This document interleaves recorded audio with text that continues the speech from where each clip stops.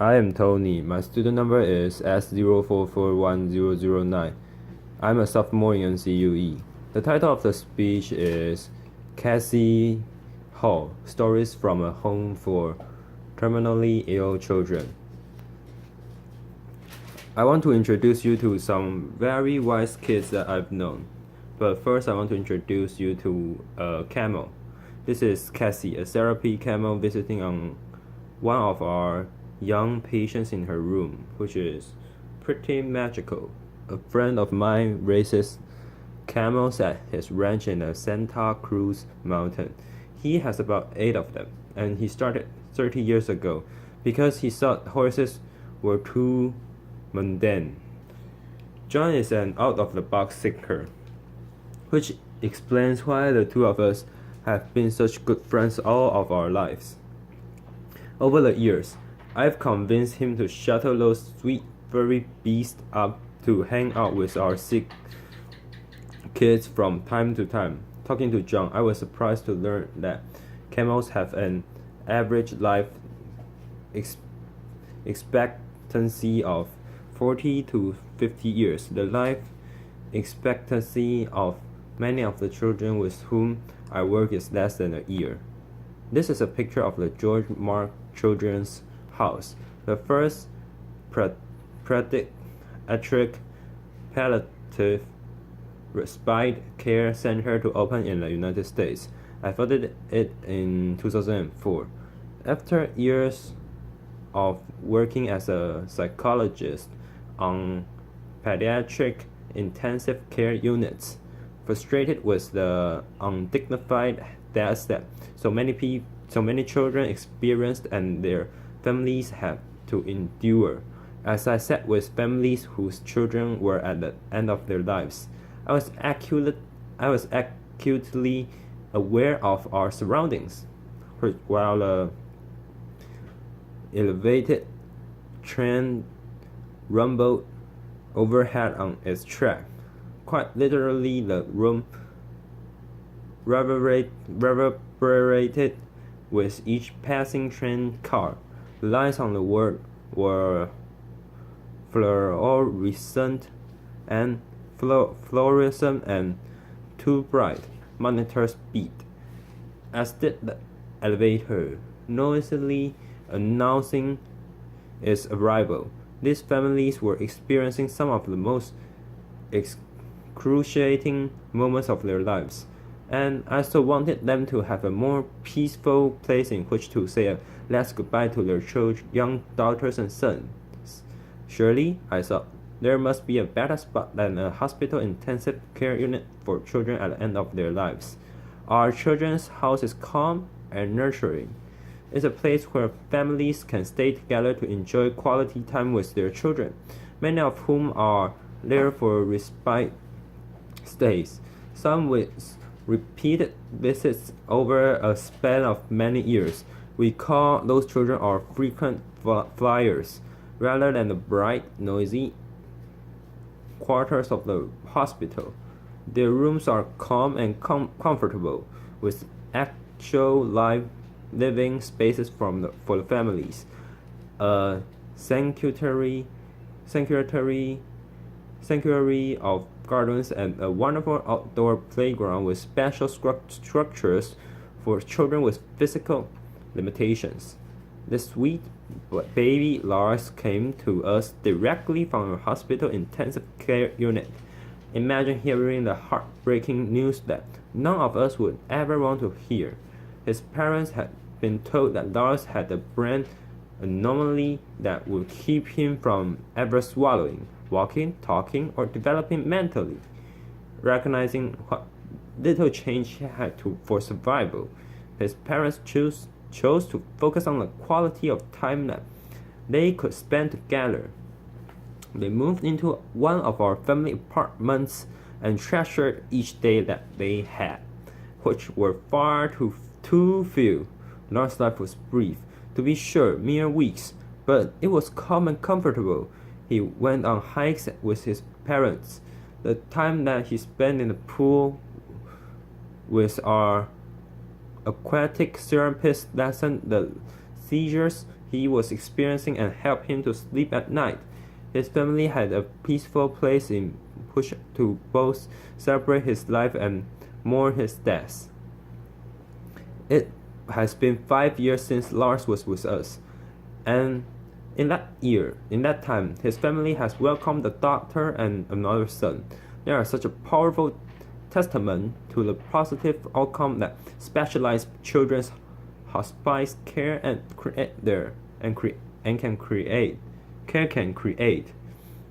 Their baby's physical discomfort was well managed, giving all of them the gift of time to be together in a beautiful place. I'm going to talk to you now about the elephant rather than the camel in that room. Very few people want to talk about death, and even fewer people about children's death. Loss of a child, especially for those of us who have our own children, is frightening. More than frightening, paralyzing, debilitating, impossible. But what I've learned is this: children don't stop dying just because we, the adults, can't comprehend the injustice of losing them. And what's more, if we can be brave enough to face the possibility of death, even among the most innocent, we gain an unparalleled kind of wisdom.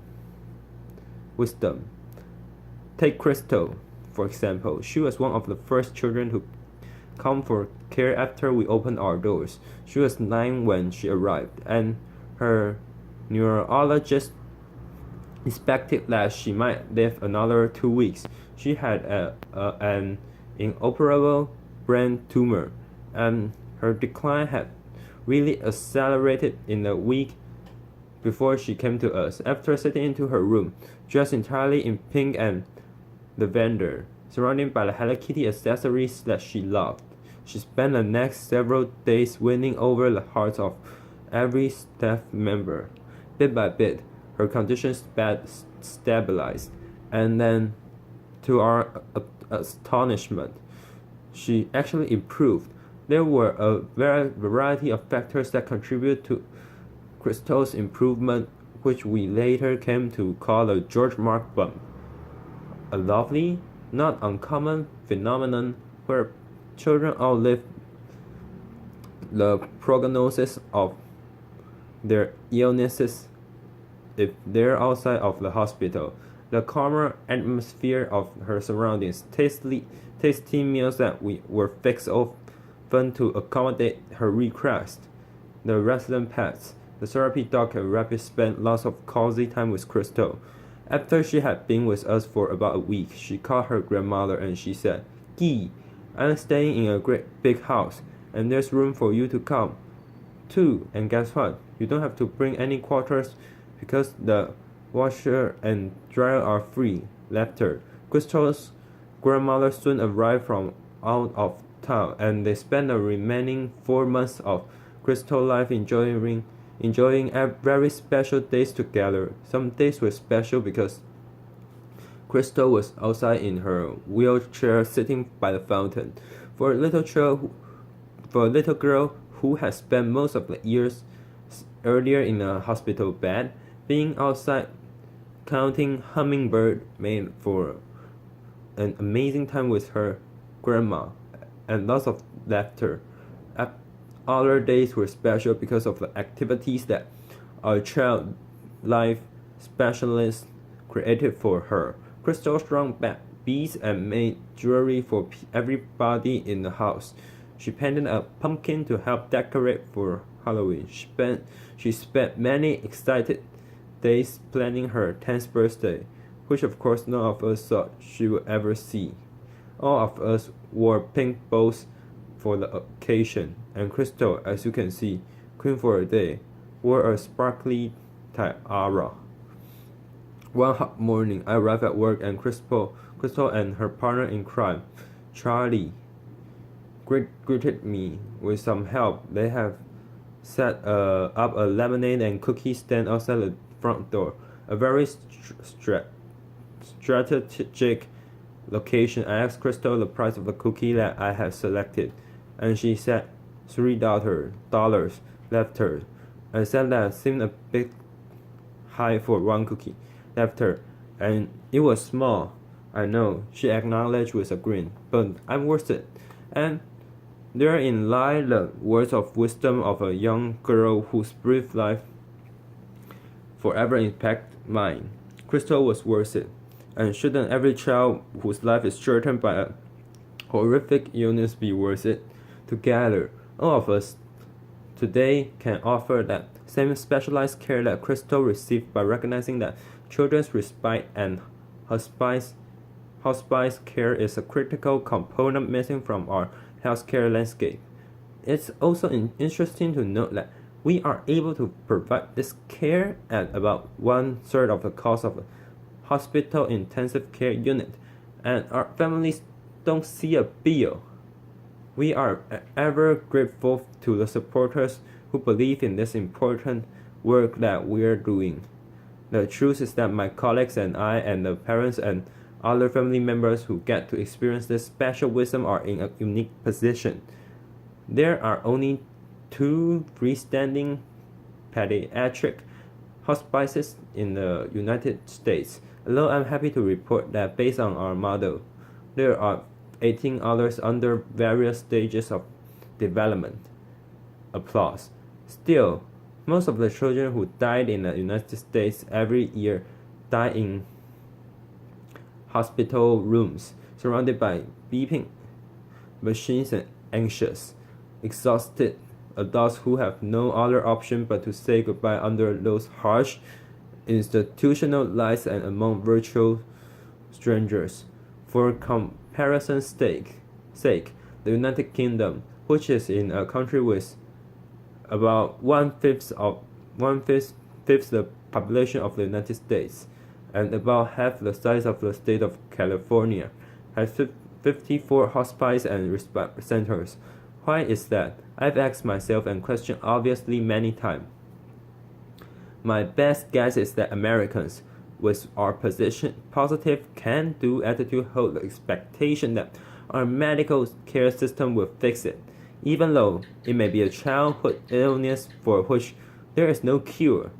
We go to extraordinary measures to keep children alive when in fact that the greatest kindness that we might give them would be a peaceful, pain-free end of life.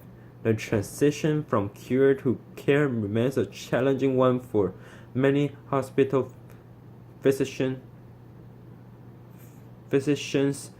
whose training has really been about saving lives, not about gently guiding a patient to the end of life. The death of a sweet baby for whom we cared at the end of our life certainly captured this dichotomy, where he reflected that there are a lot of people to help you bring an infant into the world, but very few to help you usher a baby out.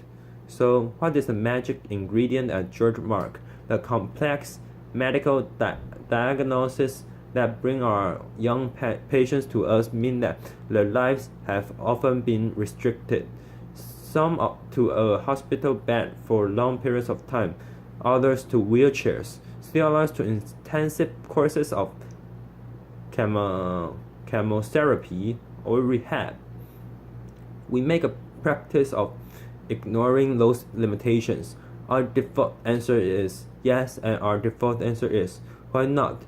That's why we took a young boy who wasn't going to live for another baseball season to Game 5 of the World Series. That's why we have a talent show put on by the staff and the kids for family and friends. Who wouldn't be enchanted by a young boy playing a piano piece with his feet because his arms are atrophied? That's why we have a prom every year. It's pretty magical. We started the prom after hearing a dad lament that he would never pin a portrait of his son's tuxedo lapel. The weeks before the dance, the house is a flurry, and I don't know who's more exciting, the staff or the kids.